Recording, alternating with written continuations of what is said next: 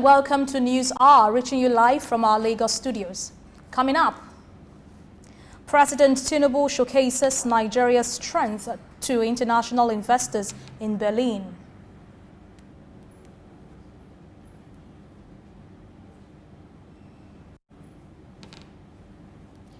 Grimaldi's mega vessel sets to dock in Lagos, a game changer for West Africa. CBN postpones key meeting, raises concerns among investors. Federal government takes bold steps for human capital development.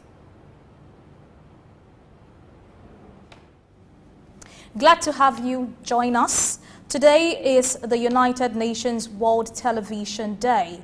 Every year, November 21st is set aside as World Television Day to recognize how television plays a vital role in presenting different issues that affect people. In 1999, the United Nations General Assembly declared November 21st to be celebrated every year as World Television Day. While speaking earlier on our flagship program, Early Exchange, veteran broadcaster Julie Coker talked about the advent of television in Nigeria and its significant impact on the society over the years. Looking back 64 years, I would say, because television started actually in Nigeria, in Africa, I would say, in 1959, which was, pre-independence. People didn't even know what to expect at the time. Even those of us who were going into broadcasting only saw the radio side of the picture. We didn't know what television was about. We hadn't been abroad. We only knew that this was something, a novel idea that was brought into the country by the late Chief Obafemi Awolowo. And it was embraced by the politicians and a lot of other people in the higher echelons of society. But those of us that are the lower rung of the ladder, we didn't even know what it was all about. So they took us to some of the Leventis stores, Kingsway stores, to see what television monitors or television sets looked like. And we couldn't visualize ourselves being seen through the lens of the camera or the tube of the camera. So it was a very novel idea that was being introduced at the time.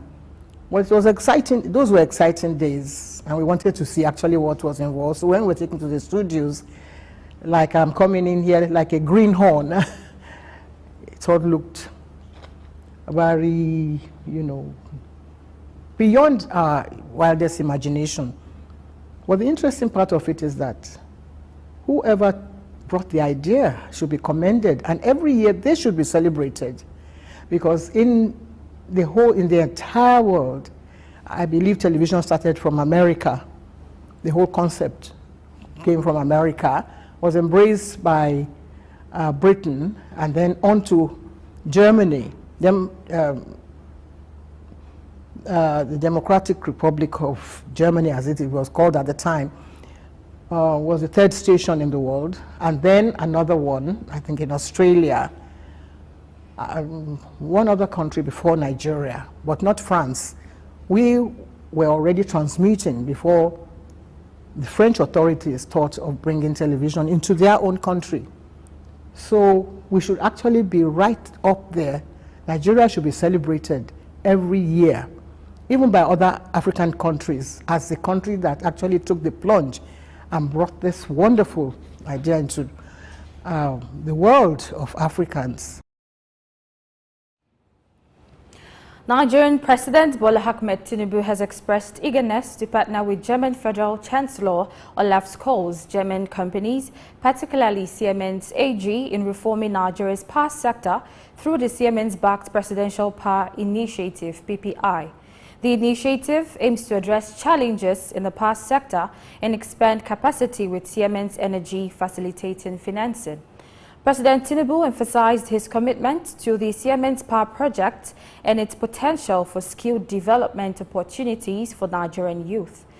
Chancellor Scholz signaled Germany's willingness to address administrative and financial challenges in the sector, acknowledging governance issues inherited from previous administration. Scholz also mentioned the possibility of Germany assisting Nigeria in the rail sector, drawing parallels with China's success and noting Nigeria's abundant natural resources.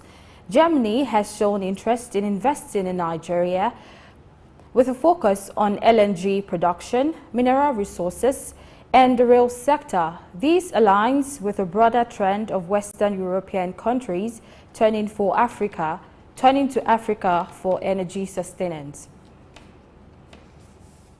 And now President Bola Tinubu has asked to utilize the landmass area in Nigeria for agriculture by partnering with local communities. This was part of the submissions of Ambassador William Wallace, who was a guest on our flagship program, Early Exchange.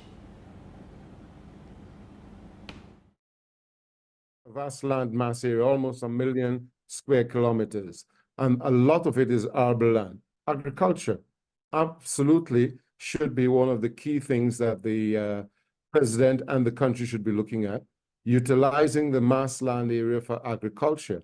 We have minerals. It's important that we have those minerals and those mineral resources mined properly. And when I say mined properly, you bring technology, you create partnerships with the local communities, and the local communities can have transfer of technology and training instead of us having, most of the young being exploited. We have to be like Ghana did a little example of it, but they have not continued. Put a factory in every community where you have resources. Build on your agricultural wealth that we've had before, where Nigeria was a food basket, essentially. Nigeria can recreate that food basket. I know we are doing rice and going to other areas of wheat and other products that are most needed, both in your near market of West Africa and the African continent. And then your surplus is what you export. Trinidad had a very nice model on local content, and that's one of the things that I think we need to do, deepen our local content. And the deepening of local content is that you participate in every aspect of the value chain of whatever you do in the country. The Central Bank of Nigeria, CBN, has once again delayed its Monetary Policy Committee, MPC, meeting, causing uncertainty among investors. This is the second postponement since Governor Olayemi Cardoso took office in September, and there has been no official communication regarding the delay. The decision comes amid a backlog of foreign exchange worth several $billions that has not been fully cleared. While the CBN had cleared a significant portion of outstanding matured FX forwards contracts earlier in the month, the backlog persists. Governor Cardoso had announced earlier to clear about $7 billion in FX backlog in September. The delay in the meeting is speculated to be linked to the CBN's efforts to secure the necessary US dollars for liquidity in the FX market. While some view the postponement as potentially beneficial, preventing a further increase in interest rates, others note that it has left the market in suspense, requiring investors to monitor financial markets data for insight into monetary policy direction.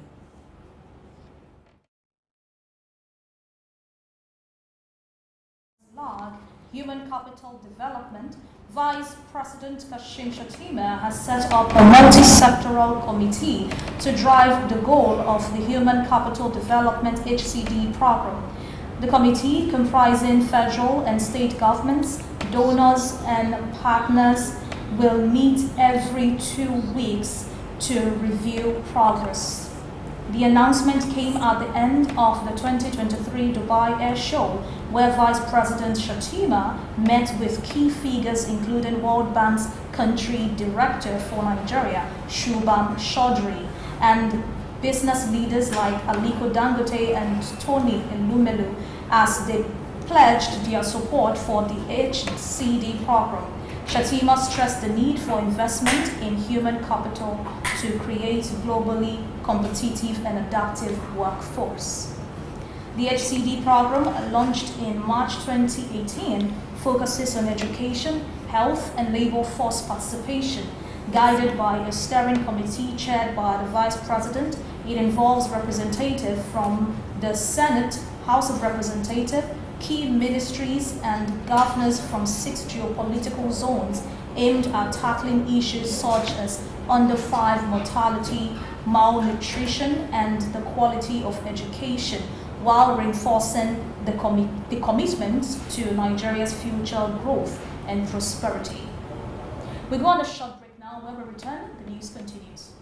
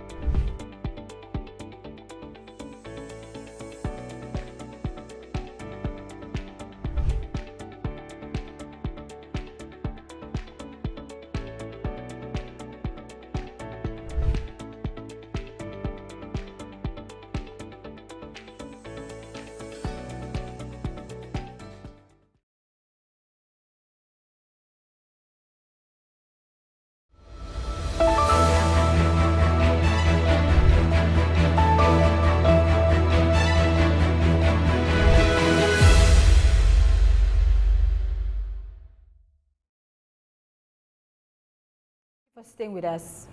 The federal government of Nigeria has finalized a 1 billion naira deal with IHS TAS for the 3 million technical talent 3MMTT initiative, marking the commencement of recruitment for 37 learning community managers across the country. These managers will spearhead the coordination of activities, community engagement, and growth strategies for the program. Aligned with the President Bola Tinubu's renewed hope agenda, 3MTT aims to fortify Nigeria's technical talent pool, positioning the nation as a leading exporter of digital talent. The inaugural phase, conducted in collaboration with NITDA, involves multiple stakeholders for comprehensive implementation. The Lagos State Internal Revenue Services has deployed an upgraded process for the collection of hotel occupancy and restaurant consumption tax in the state. In a statement signed by the Executive Chairman, LIRS Ayodele Saber, on Monday, the LIRS said the new collection process, called the Eco-Fiscal System, is an automated invoicing solution designed to revolutionize the collection of consumption taxes in Lagos State. And now artificial intelligence in different modes and activities can be fruitful and useful in the performance of simple tasks that can be made easier, thereby contributing to the growth of any economy. The Vice President of the African Development Studies Center, owners of Souk News, Dr. Idahosa Osamanze, made this remark in a discussion program, Early Exchange on Souk News. Dr. Idahosa, in his contribution to the program, pointed out in the United Kingdom, where artificial intelligence was now made to replace the work and duties of nurses, policemen, teachers, and other cadres of professionals, that artificial intelligence was appropriate but could not stand alone. Dr. Idahosa argued that the world could not avoid economic innovations or tools for excellence in service delivery. He debunked speculation that the cuts in jobs of 25 million people all over the world would affect the impact and importance of an artificial system which could make anyone his own boss. He also urged individuals, corporate bodies, business magnates, and entrepreneurs to key into the world of artificial intelligence as a necessity for growth and development. The Nigerian government has entered discussions with Starlink, Elon Musk internet service provider, during the International Telecommunications Uni-World Radio Communication Conference in Dubai. Minister of Communication, Innovation and Digital Economy, Dr. Bosun Tijani, disclosed plans to explore opportunities for job creation through local maintenance and production of Starlink's hardware in Nigeria. The discussion involved certifying local installers and maintenance personnel, as well as awarding contracts to hardware startups for the local production of Starlink's repeater boxes. Tijani emphasized the potential for creating thousands of new jobs in Nigeria and encouraging investments to deepen the country's tech ecosystem. Starlink has identified Nigeria as its largest market in Africa, with operations officially commencing in January 2024. The move comes as part of Starlink's efforts to expand on its customer base in Nigeria, including a recent 21% reduction in hardware costs. Venezuela is reportedly on the verge of granting approval for Shell and the National Gas Company of Trinidad and Tobago to develop a promising offshore natural gas field. The license, currently under negotiation, is expected to facilitate the export of gas production to Trinidad and Tobago, offering economic benefits to both nations. Trinidad and Tobago's Prime Minister, Keith Rowley, confirmed ongoing negotiations and anticipates Energy Minister Stuart Young's visit to Caracas this week. The proposed license aims to enhance Trinidad's gas processing and petrochemical exports, providing Venezuela with a valuable source of cash. Both countries are discussing a 25-year exploration and production license for the Dragon field, located in Venezuelan waters near the maritime border. The field holds significant gas reserves, offering opportunities for collaboration in the production and export of gas. While some terms are still pending, a potential deal could be signed in the coming days. Shell is expected to appraise the project with a 70% stake, and Trinidad's National Gas Company would hold the remaining 30%. Venezuela's state-run oil firm PDVSA, the original discoverer of Dragon's reserves, will not have a stake in the project but could receive cash or a share of gas production as royalties. The easing of U.S. sanctions on Venezuela has expedited negotiations, allowing the country to receive proceeds from gas sales. If successful, the license could facilitate the initial exports of 300 million cubic feet per day of Venezuelan gas to Trinidad, starting in late 2026, with additional gas allocated to petrochemical plants. The proposed license is viewed as a significant step towards strengthening economic ties and collaborative energy initiatives between Venezuela and Trinidad and Tobago. Still ahead in a significant move, France, backed by the United States, is geared up to propose a ban on private financing for coal-based power plants during the upcoming UN climate conference. This information, revealed by the three sources familiar with the matter, suggests that the proposal, named the New Coal Exclusion Policy, aims to seize private funding for coal-fired power plants. The plan will be presented at the COP28 summit in Dubai from November 30 to December 12.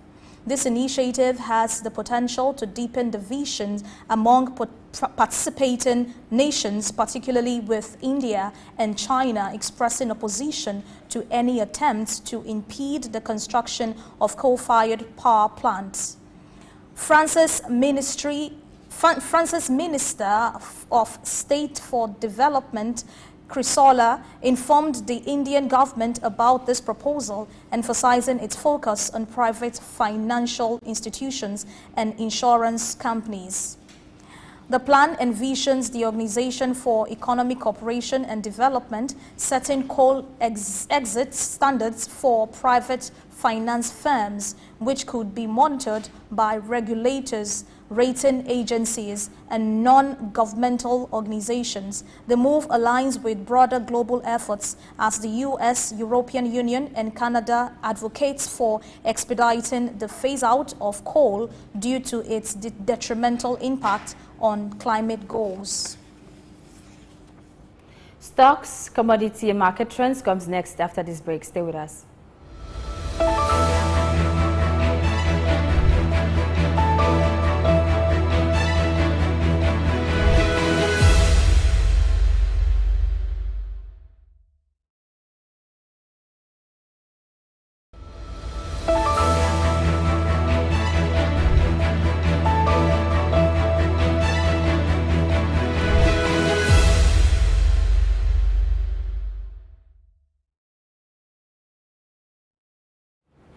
Thank you for staying with us.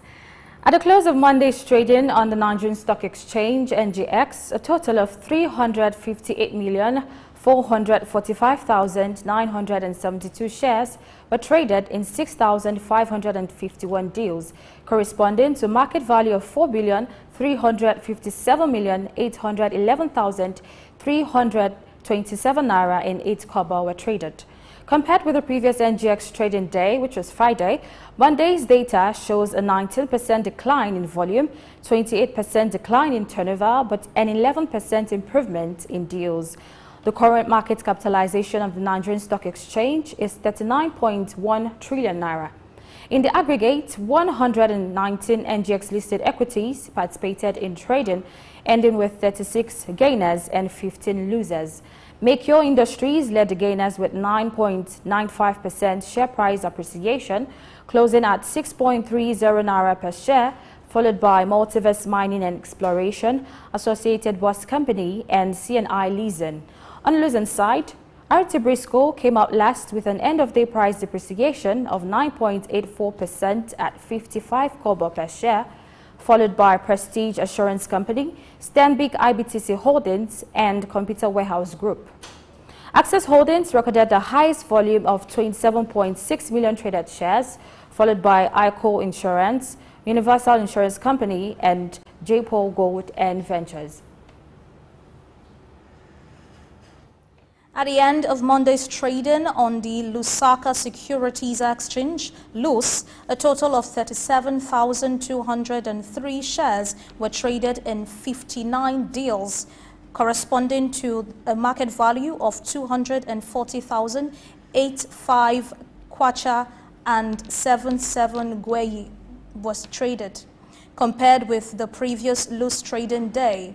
Friday, Monday's data shows a 607% improvement in volume, 529% improvement in turnover, and 31% improvement in deals. The current market capitalization of the Lusaka Security Exchange is 89.2 billion kwacha.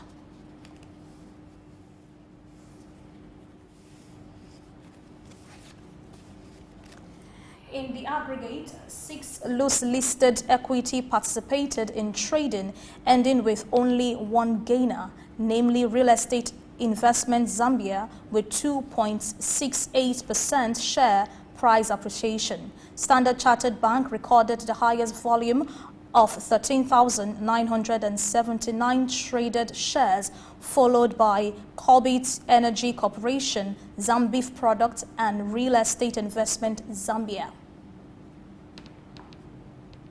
And now in the commodities market, the current price of 1 unit of wheat is 551.25 US cents. Gold is trading at $1,972.39 US dollars. Silver at $23.52 US dollars.